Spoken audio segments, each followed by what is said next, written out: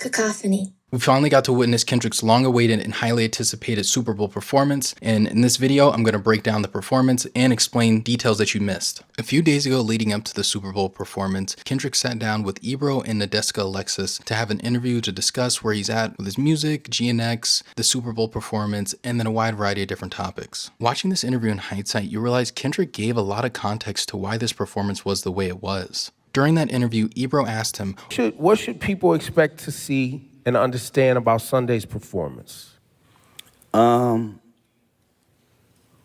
Storytelling.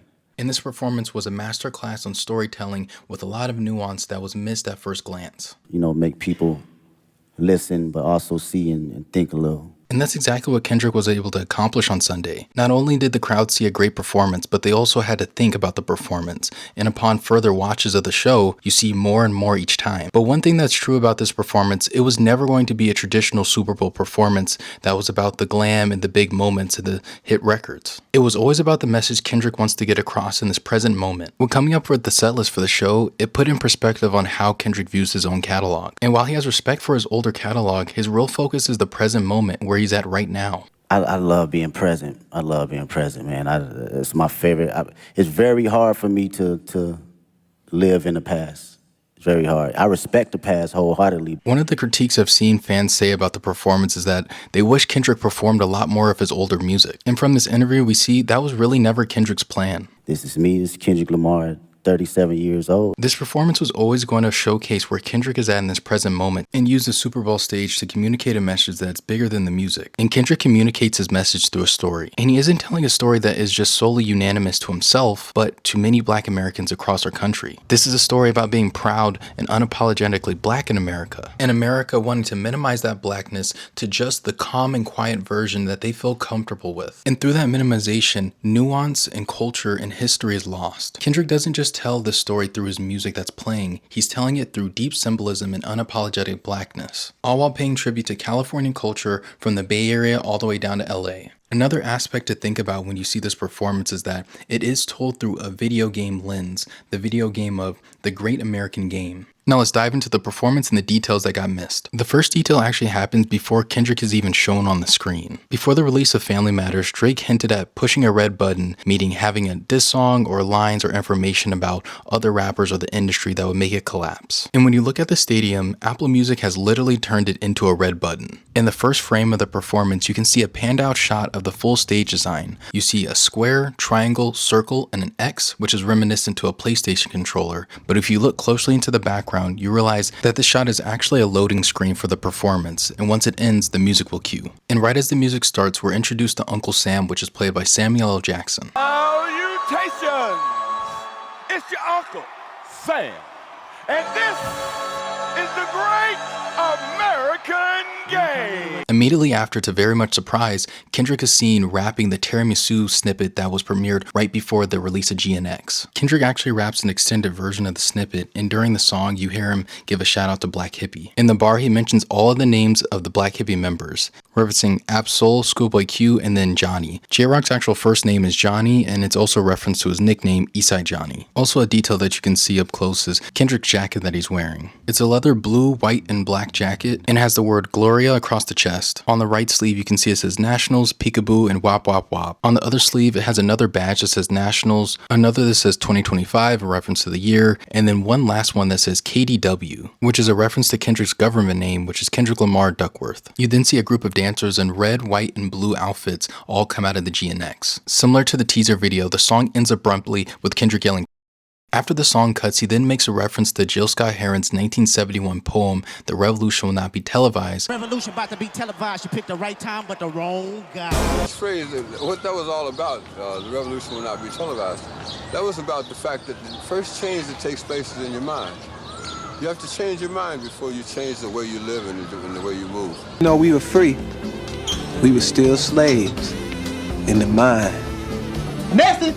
After that, they start playing Squabble Up. Now this is where it gets interesting. While Squabble Up's playing, there's two different groups. There is a group of women who have on all red who are dancing on the top stairs with Kendrick, and there's also a group of men who have white tees and blue jeans who are dancing on the stairs. And if you're not from the Bay Area, you probably missed this small detail, but the people in the white tees and the blue jeans are actually dancing in reminiscence of the hyphy movement, which originated out of Oakland, California, and during the 2000s was probably the biggest notable moment for Bay Area rap. On the soil where them rappers be getting they lingo from. Tell me when to go. Tell me when to go. Tell me. So our dialect and how we talk, it gauges from like the South and like the Bay Area. So especially for artists like Keek the Sneak, E40, and then also Mac Dre. The source, hide the Mars, and I treat my bitch like an ATM card. I'm in a building and I'm feeling myself. Not only that, but their outfits themselves are inspired by Keek the Sneak's song White Tees, Blue Jeans, and Nikes. This also isn't the first time Kendrick's made a reference to the hyphy movement in recent history. During that frame, Kendrick actually makes a reference to the hyphy movement, turf dancing, and the Trunk Boys. At the end of Squabble Up, you also see Samuel L. Jackson's Uncle Sam character come back, and he says this. Ghetto, Mr. Lamar, do you really know how to play the game? And this serves as the first warning he gives Kendrick during this game. He gives him this warning because Squabble Up is a song where Kendrick demonstrates that unapologetic blackness. And like I said at the beginning of this video, America loves to minimize that blackness to what they feel is comfortable for them. What in the Sam Fudge is this dude even singing? So he's giving this a warning, essentially telling him, you're gonna lose the game if you keep doing this. That moment also shows two different things. While Samuel L. Jackson is Uncle Sam, his character is also an Uncle Tom. And an Uncle Tom is in reference to a black person who is overly eager to win the approval of white people, essentially betraying their own culture. The next song in the performance is Humble. Humble is played intentionally after that speech because the way to win the game traditionally is to keep your head down and be humble. During the performance, you can see his dancers are all lined up in red, white, and blue, making up an American flag with Kendrick right in the middle. The way I interpreted Kendrick's Humble performance was that Kendrick is the representation of Black America being in the middle of a divided country. The song ends after the left stroke just went viral line. Immediately after that, all the dancers and Kendrick Lamar scramble onto the field. After that, you get a better look at the full stage. The other part of the stage is a long runway with streetlights on both sides of it. Me personally, I think it's actually to represent streets. Coupled with the performance, it would make it into a block party. The reason I believe this is because at the end of performance, he says this. Come all the way from Compton, California to a party with y'all. He's also performing DNA at this time, and he runs to the other side of the runway. Him performing DNA seems to still go along with him answering Uncle Sam. After saying to sit down and be humble, he's saying that the culture that he's representing is a part of his DNA, and therefore he can't just ignore that to make other people who don't understand his culture comfortable. I'm black. Shit, it's just go. It's not on you. Yeah, it's gonna come out every time. And one of the best things about this performance that you have to admire about Kendrick is his breath control when it comes to rapping and moving and dancing. He then has another surprise where he performs Euphoria. Right as the music starts, the camera pans out and you can see lights in the crowd that spell out warning, wrong way. The lights in the crowd can be interpreted in two different ways. On one way, it could be a warning for Drake because Euphoria is playing. He could be saying that Drake should have turned the other way after Euphoria came out because if he went any further, it was going to be dangerous. Which also goes back to Kendrick saying that this could be a friendly fade and not to take it any further. On the other hand, it could be addressing what's happening in the country right now with Trump, meaning if we keep going down this path, it's going to be danger for all of us. This is also the part of the show where Kendrick really starts putting belt to ass to Drake. They looking for the shooter! Yeah! All right! After saying that, have you ever walked your enemy down with a poker face, he looks at the camera and gives it a smile. One random thing I did notice is that when they are performing Euphoria, they're like walking down the runway and they do a walk similar to the Tom and Jerry walk. Before ending the song, he slightly changes it and says this. It's KDOT. I know he's saying y'all play sleep, but I can't make out that P word if he's saying Parmalee or Parmandy. There is a country band from North Carolina that was formed in 2001 called Parmalee, but I also don't think that would be what he's referencing because that just seems kind of odd. The only way I can see that making sense is that if he's saying ever since Parmalee, it's KDOT, meaning ever since he's been like 14, he's been K-Dot. After that, we see a reference to the older PG Lang ad where it's him and Georgia Smith and he's on top of the light pole. And then the camera pans down and then it's him playing Man at the Garden, but it has a different beat to it. That's okay with me. Burn this thing down. Don't you play with me. Stay with me. Crashing out right now. It ain't safe for me. There's two things I want to point out about this scene. One, the beat is similar to like a doo-wop, but two, the dancers in here are also people, some of them are the Turf Fiends from Oakland, and they're also some of the same people from the Squabble Up video. You also see one of them have a hat that says Peekaboo under the brim. He is rapping the last verse on Man at the Garden, and when he gets to the end and finishes it, all of them get up and run. After they start running away, the sample for Peekaboo starts playing, and then we see the return of Uncle Sam, and then he says this. See, you brought your homeboys with you. The old culture cheat code. Scorekeeper, deduct 1 life. I interpreted what he said in 2 different ways. I think on the surface, some people would take it as like a shot at Drake. I personally didn't take it that way, but I can see how some people can see that. The way that I interpreted it was that being that Samuel L. Jackson's character represents America, and he says to deduct 1 life in reference to his homeboys, one of them would lose their life to what I would assume is either street violence or police brutality. I believe it's one of the 2 because if it's street violence, it'll cause more division within their communities, or if it was police brutality, it could cause them to have rage against the police and then act out of violence, which would ultimately portray them as angry black men, which further stigmatizes them to the world at large. After that, they're inside of the X dancing, and the scene is similar to that in Not Like Us, where he's dancing in that room and the camera's going back and forth across with the dancers. Also, if you pay attention really closely, one of the dancers hits the smeeze, which is another iconic Bay Area dance. He raps until a few bars into AZ's verse and then cuts it and then turns to a group of 4 women. He then takes the time to troll Drake. I want to perform their favorite song, but you know they love to sue. What song? Yeah, that song. If you hate somebody and you don't hate them the way Kendrick hates Drake, you might as well just piece it up with them. After playing just a little bit of the beat from Not Like Us, Samuel L. Jackson's character comes back one more time. He says this before they transition into Luther. Oh, you done lost your damn mind. After that, the camera pans to Kendrick walking down the runway with the group of women in all red following him down it. And when they follow him down it, they're walking in an S pattern, I assume to symbolize S for SZA. After Kendrick joins SZA on the triangle stage, they sing a little bit more of Luther before they transition into All the Stars. After finishing Luther and All the Stars, Uncle Sam makes one more appearance. America wants nice and calm. You almost there. Don't mess this.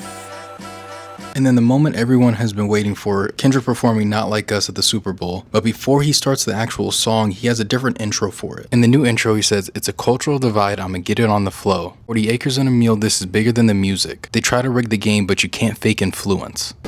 Message! He mentions a cultural divide, which could tie back to the beef, which centered about Drake being not from the culture while Kendrick representing the culture. On the other hand, you can also reference this to the cultural divide that's happening in the country, and even just at the show in itself. Culture has never been presented in this way at the Super Bowl before, so to a lot of viewers in the crowd and at home, this is very shocking and appalling to see. And this is mainly because what Kendrick is showing them is drastically different than the performance they would get from someone like Taylor Swift performing. This is similar to what Beyonce faced in 2016 after her performance. With the 40 acres and the mule line, he's referencing the Field Order 15, which reserved 400,000 acres of Confederate land for freed slaves, which would have came to be about 40 acres per family. And while the order actually never mentioned receiving meals for families, some of them did receive army meals. Unfortunately, after the assassination of Abraham Lincoln in 1865, President Andrew Johnson actually rescinded the Field Order 15 and returned the land back to the Confederate owners. This ultimately led to the former slaves being denied the ability to create financial self-sufficiency. If the promise of the Field Order 15 was actually kept, that would have drastically changed the course of our racial history in America, and changing the trajectory of racial inequality in society. When he says, "They try to rig the game, but you can't fake influence," he's calling out how in America, the system is designed to work against us. Regardless of that, our influence is still undeniable. So when Kendrick says that this is bigger than the music, he really means this. This moment that he's having at the Super Bowl, it's bigger than just him entertaining people. This is Kendrick's moment to not just highlight rap, but black culture as a whole, and doing this in an unapologetic and authentic way on the biggest stage in America. When he's performing Not Like Us, one thing people have called out is the chain that he's wearing. And while most people have assumed that he has this chain that has a lowercase a on it because of the A minor line in the song, it's actually not that. The A is actually in reference to the PG Lang logo. If you look at the PG Lang logo,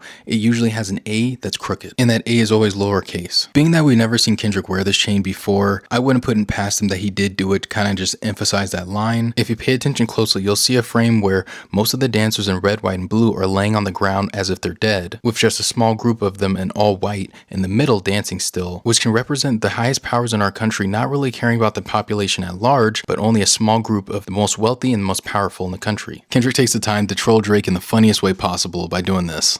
Say, Drake, I hear you like I'm young. And then plays the other infamous line. Certified lover boy, certified. I'm on them tough. It's facts! It's facts! It's in our facts, D-Size. It's in our facts. It's in our facts. And then the whole entire stadium erupts with. Chord, and it's probably A minor. If you look closely, he also daps his girl up in the middle of rapping, similar to what he did at the BET Awards in 2013. I'm bulletproof. It is also alleged that during this shot of the overhead view of the dancers, something is being spelt out with their bodies. I've seen some people saying that it says sue me or sue or even help or seek, and then some people have alleged that it says the P word. I personally couldn't make out anything in particular from what I see, but if you guys know anything or see anything, feel free to call it out in the comments. Immediately after the A minor line, for a few seconds, you can see Serena Williams in an all blue fit crip walking. On the surface, people have been relating the Serena cameo as a diss to Drake, but in actuality it was much bigger than that. Her cameo was actually a callback to her 2012 win against Maria Sharapova in the Olympics. In celebration of her win, she crip walked on the court, which led to her receiving a lot of backlash from commentators calling the dance inappropriate and classless. After the cameo, she actually went on to make a joke saying, "Man, I didn't crip walk like that at Wimbledon. Ooh, I would have been fined." After Not Like Us, Kendrick finishes the performance with playing the second half of TV Off and also bringing out DJ Mustard. At the very end of the performance, he's walking off the field and he turns around for a second and gestures his hand as if he's clicking a remote to turn a TV off. Turn this TV off, turn this. After that, the frame goes back to the crowd where you can see the lights in the crowd say game over. Personally, when I saw the game over sign, I thought of two things. One, the end of the Drake beef, so him not really doing any more shots going forward. And on the other hand, it's Kendrick saying that he's no longer playing by the rules that America wants him to live by. He's not minimizing his love for his culture for the sake of making other people comfortable who don't come from that culture or who don't understand it. Which seems to be an overarching theme of the entire show, but also the criticism that the show has received. The vast, overwhelming majority of people in this country and around the world hated this show. Most had never heard any of these songs, had no clue who Kendrick Lamar even is. It was the worst halftime in history. It was horrific.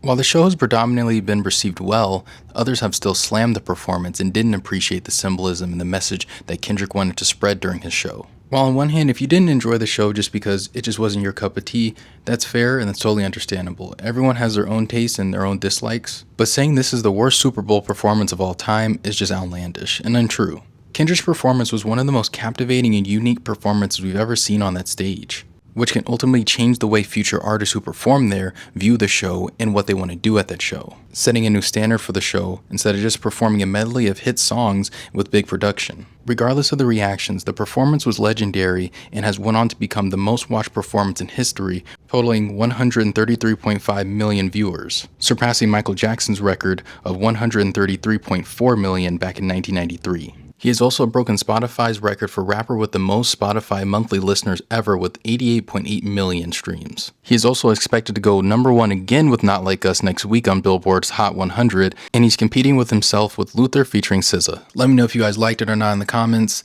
and if you guys saw anything that I didn't point out, call it out in the comments as well, and if you enjoyed the video, leave a like, comment, subscribe, and I'll see you guys in the next one. Ka-Kafanee.